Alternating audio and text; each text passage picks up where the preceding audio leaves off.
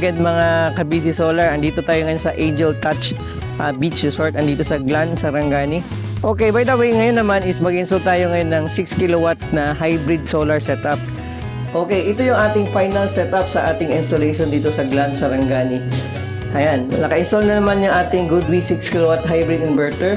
Kahit napakainit na sa labas, mainit na rin yung araw, napakatutok na yung charging, always tahimik pa rin yung ating inverter.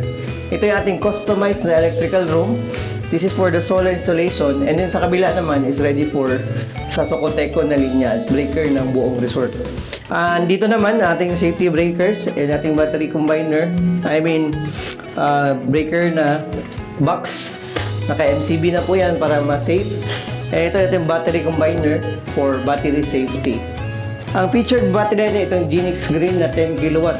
So ano ba yung 10 kilowatt po na battery? For example, mayroon kang sabihin natin 1 HP na aircon. So tatakbo ito around 9 hours bago ma-drain ang battery. Kung kahit brownout man lang na sabihin natin tanghali or gabi, komportable pa yung resort using itong battery natin. Okay? Overall, na-install na natin yung ating project na 6 kilowatt inverter and na-turn over na po natin dito sa resort kay Angel Touch Beach Resort sa Glan, Sarangani. So if you want this kind of project na gusto niyo magkaroon kayo ng stability and comfort during blackouts or brownout and makasave ng power, message lang po sa BC Solar. Maraming salamat po.